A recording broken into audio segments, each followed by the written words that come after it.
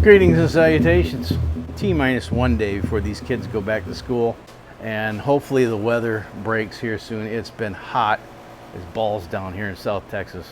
Since the end of June, it's been over 100 degrees every day and there's no end in sight. Not working on the Jeep today.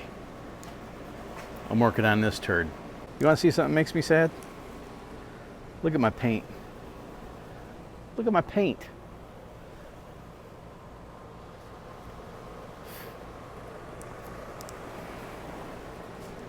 Wasn't too long ago, this truck looked a lot better. One thing this truck has never had since I owned it, and I bought this truck in 1999, is air conditioning. So originally this had a 6.2 diesel engine in it. I kept the original air conditioning compressor. In fact, I had all the parts for many years until I started, piecemeally throwing them away. But the only thing I have original is the compressor and the condenser, which I have to straighten some fins out on it.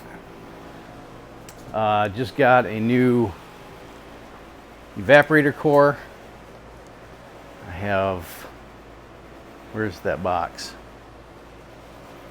It's over here someplace. Oh, in this box is a new accumulator, a pressure switch, and a blower motor relay. I got a new line set coming, and I'm missing one hard line, and I'm going to go to the junkyard and see if I can find one there before I spend the money to get it. And it's the line that goes from the condenser to the accumulator, and it has the gauge port in it, the charge port, or one of the charge ports. It's 90 bucks. Before I spend $90 on that, and ironically, the one for the Suburban, which has an additional port for the rear air, is half the money.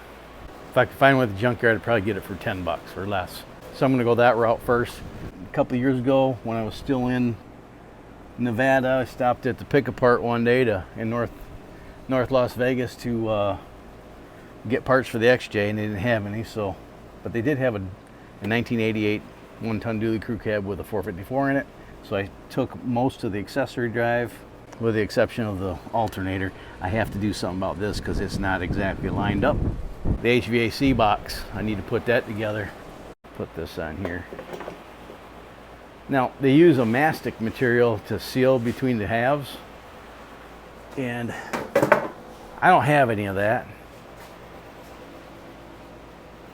I got some plumber's putty, and that's the next best thing. So I'm going to put that on here and then bolt these two halves together, so later this afternoon when the sun goes down a little bit further and I'm not baking in direct sunlight with a black t-shirt on, I can go and install this and get my inner fender back in. I tell you what, that's a pain in the ass. Let me show you what I gotta do to get this HVAC box off. You gotta take the battery out, you gotta take the overflow tank out, and then you gotta take the inner fender out to get to the bolts that are at the bottom down here, because there's no room between the inner fender to get a wrench or your hand down in here to get these bolts out.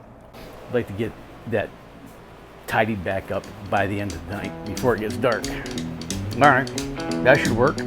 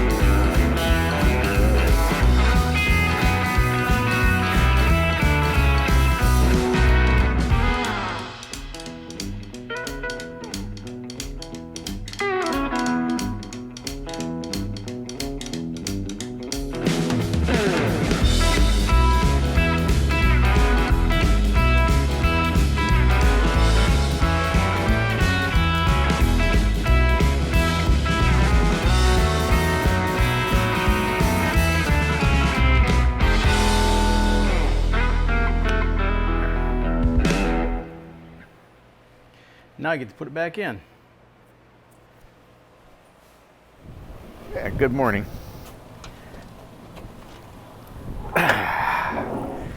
Last night I got everything put back together. I didn't film most of it because it got too dark. Well, I gotta put my heater hoses back on. So I'll do that right quick, and then I'm gonna have to pull the rad out, but pull it away so I can get the condenser in. And I went to go put the condenser in. I thought, you know what? I'm gonna go ahead and run some lacquer thinner through this dog, just in the off chance that there was some crud in there. Went ahead and poured this in there.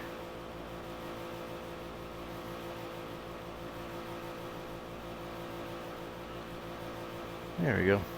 A lot more of that will fit in there, but I just put that in there. And then I did this, and I tipped it back to get the fluid to fall down at the bottom.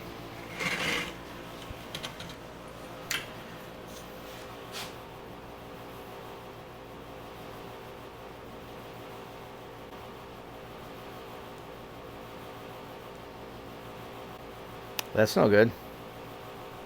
Great. So my cheap AC system redo is starting to get pretty frickin' expensive. I went on to eBay and I found a cheap one. They're out there. They're averaging, condensers right now for these little square bodies are averaging about 150 bucks. Condensers are running about the same money, about 150 bucks. Or not condensers, evaporators. So I found a seller that had an buy it now for like 55 bucks or make an offer, and I ended up buying this for 50 bucks. And I just went online and found a condenser. I bought it for 75 bucks, which is a far cry better than 150, I must say. And right now, currently, your big box stores are selling this unit for $250. So I might go ahead and I'm going to think about it tonight. I'm not going to make a decision right now. I'm going to think about it tonight and decide tomorrow if I'm going to buy a new compressor. The whole idea was that I was going to put this thing together and recharge the AC system with computer duster. And at this point, I might as well convert it to R134a because I'm just about there. I think what I'm going to do while I'm waiting for parts is I might as well freshen up these plastic bits and put a fresh coat of paint on them. These were originally chrome, and then all the chrome peeled off. So I'll throw a coat of paint on those up, make them pretty again. So I'm going to assemble some tools right now and go to the junkyard and see if I can find that part I'm looking for. If I can't, then I'll have to scour the internet for another $90. Great. Awesome. 3 hours later. Well, that was rather disappointing. There's only 2 square bodies in the main yard, and one of them was the right one, but the parts weren't there. The other was different. I couldn't make it work. So I looked for, so instead I walked down to the Jeep section for XJ parts, and there wasn't anything there that I needed. And I was trying to find an alternator for Dodge Durango, 160 amp alternator. It struck out. So, I mean, look at me. It's hot. So I'm gonna go home and take a shower and contemplate my life choices. Tomorrow. New receiver dryer, actually an accumulator. I got a new pressure switch, all new lines. This is that line that they don't make anymore. This is actually for a Suburban with rear air. I just plugged that port with a fitting, a modified fitting. I got a new line set here. You notice the compressor's missing, and I also got a new blower motor resistor. You know, I couldn't figure out why my blower motor wasn't working. It was only blowing on a really slow speed, and so I took this apart I think that might have something to do with that. That's garbage. So I got a new one.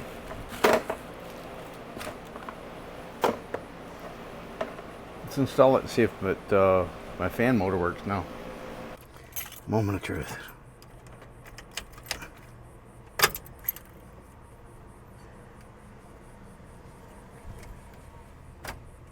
Oh no.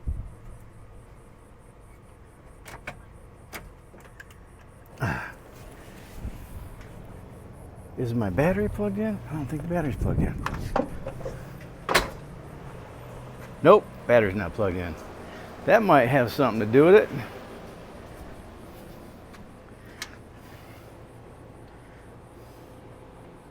Might. Hold on a second, I'll be right back. All right. All right, you can hear it running on low. Listen.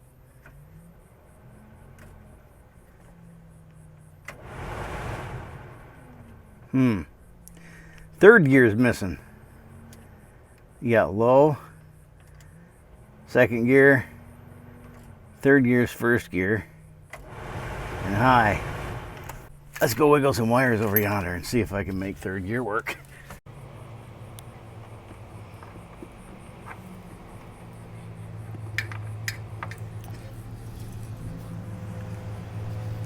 Man, 3 out of 4 ain't bad. It's got high gear, so that's all I really care. I'm gonna let this soak for the rest of the afternoon tonight. I'm gonna dump this out, put 6 ounces of oil in this, an ounce of oil in here, 2 ounces in here, an ounce in here. So right now I got that compressor full of denatured alcohol, and the reason I did that is because, well, everything in this AC system is new except that compressor.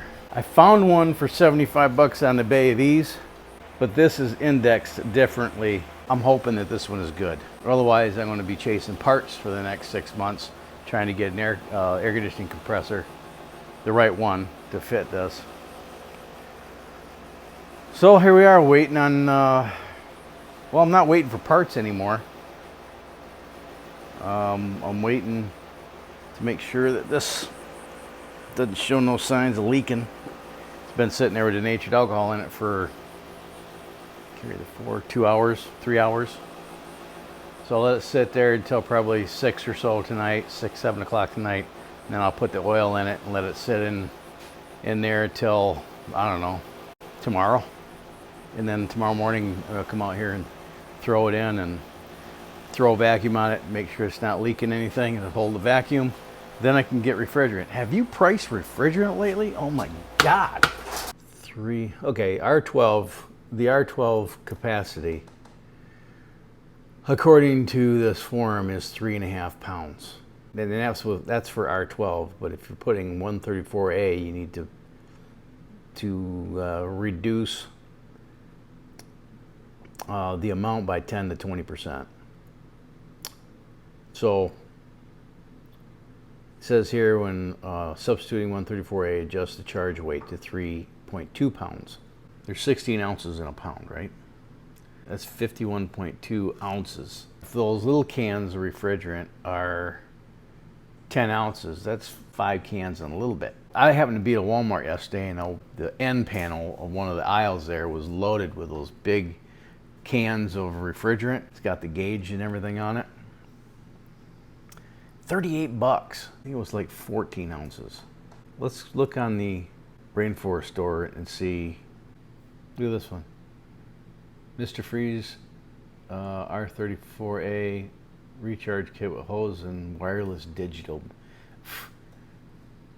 50 bucks for 1 can. How much is it? How much is in there? 14 ounces. A 14 ounce can for 50 bucks. But it's got a digital gauge on it, so you don't have to, educate yourself on how to actually read a analog gauge. I used to get these for 3 bucks. Couldn't find that page. There's not even available. Typically these are what, 10 ounce cans? No, this is a 12 ounce can. Here's one. 18 bucks. for a 12-ounce can. 18 times 5 is 90 bucks. If I went to Walmart, those are 14-ounce cans, 156 bucks to get them from Walmart. I'm not going to do that. Refrigerant's expensive. I guess that's the point I'm trying to make. Refrigerant is expensive, especially right now in the heat, mid-August. Of course it's going to be more expensive. Idiot. Fix your AC in August. What a moron. All right, doing double duty today. Changing the oil on this, pulling a vacuum on this.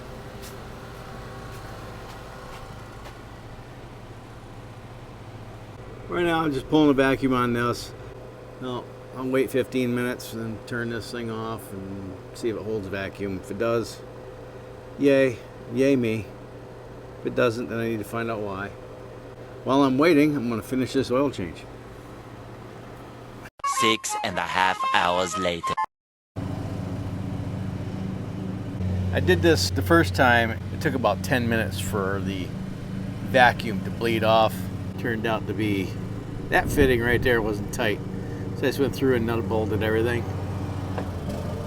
About 2 o'clock, I put a vacuum back on this for about a half an hour, and then, crank these shut. And it's been sitting there since 2 o'clock, and now it's 7:30. Okay, so now we know how to hold the vacuum. Well, I'm gonna disconnect my manifold gauge set and then get this heavy ass vacuum pump back in the garage, and then I'm gonna put the belt in, and then I'm gonna roll the windows up because it's supposed to rain tonight.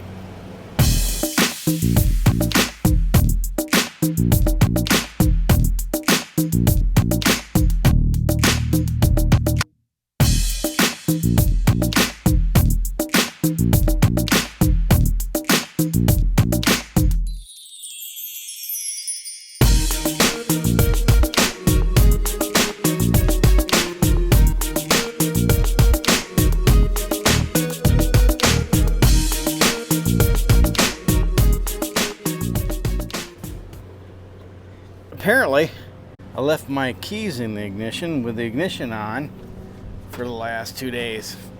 So the battery is stone dead. So I'm gonna let this thing charge up and I'll crank it over and see if there's any interference. Next step is to get some kind of refrigerant.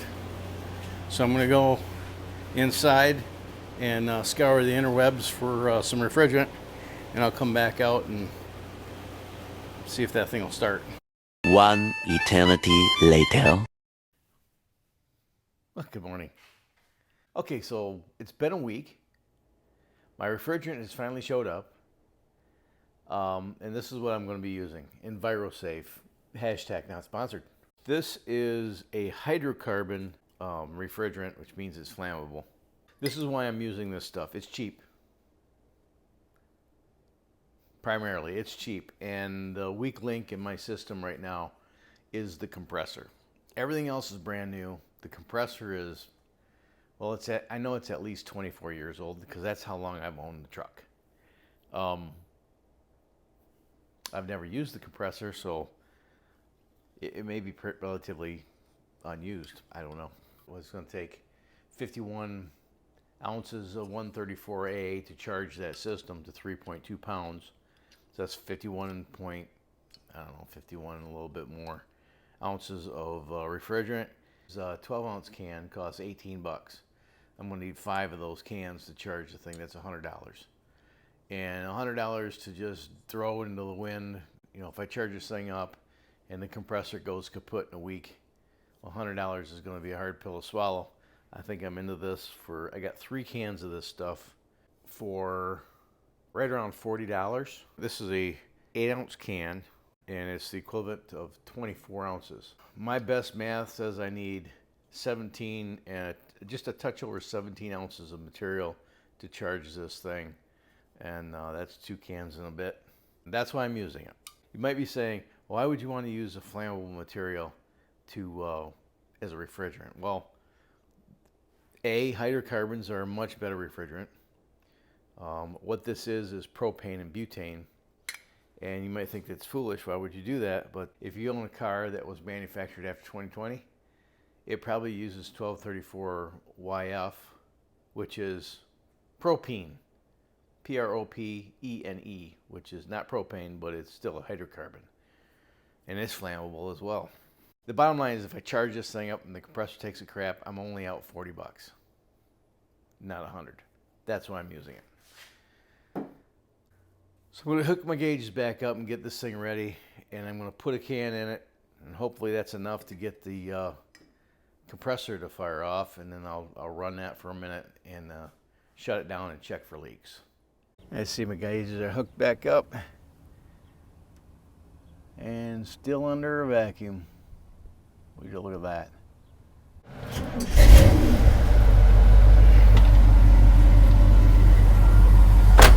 That thing runs a lot better when you put gas in it.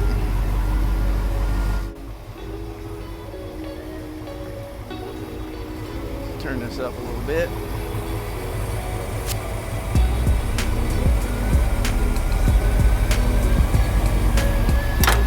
There we go. Actually, it's a little more than that.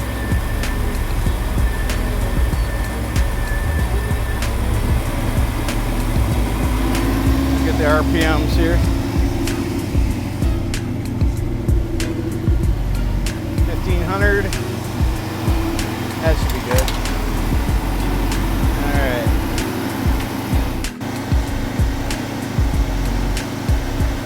Here we go. Ready?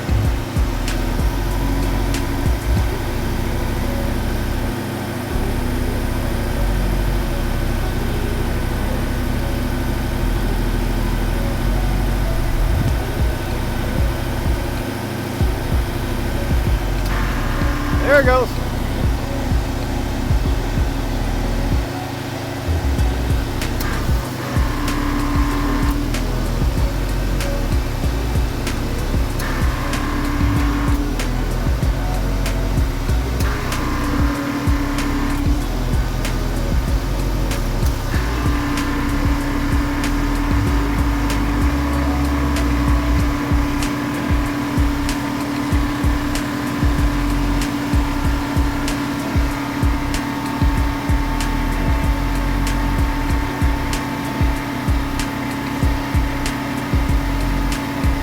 That compressor's loud.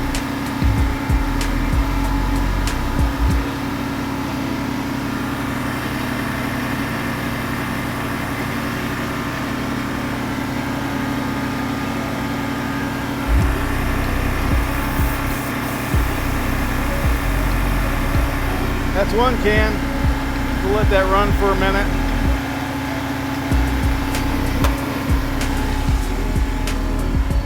And we'll check her for leaks.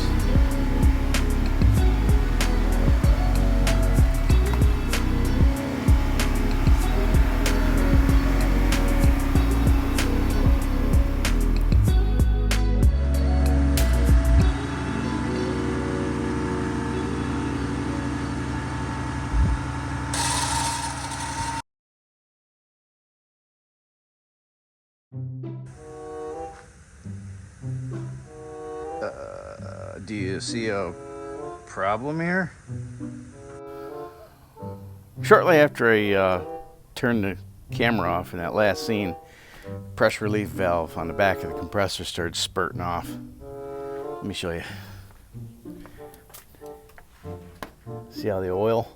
It started to, bleed off pressure until it stopped bleeding off pressure, and then all of a sudden, boom! That line blew off extremely violently. I came over here and I touched that, and that thing was smoking hot.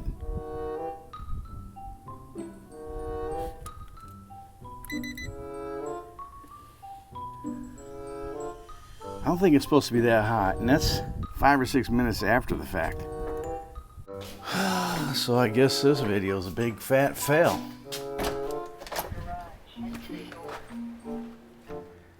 See, it's times like this I wish I'd just done what I was gonna do originally and bought the frickin' $1,500 system from Vintage Air. You know, most YouTubers wouldn't upload this video because it was a failure. But I'm not most YouTubers. Blew the freaking bolt right out the back. I don't even know where it went. Thank God it didn't break my windshield. Let's see if I can find a bolt. Take this compressor back off, I guess. Be part one. I think I freaking bent it both of them backwards. I'm probably gonna lose this hose too. Just awesome. Anyway, I'm pretty dejected. I'm gonna go now. Looks like I'm gonna have to get a compressor, so that's not gonna happen for a couple of minutes. All right, I found the bolt.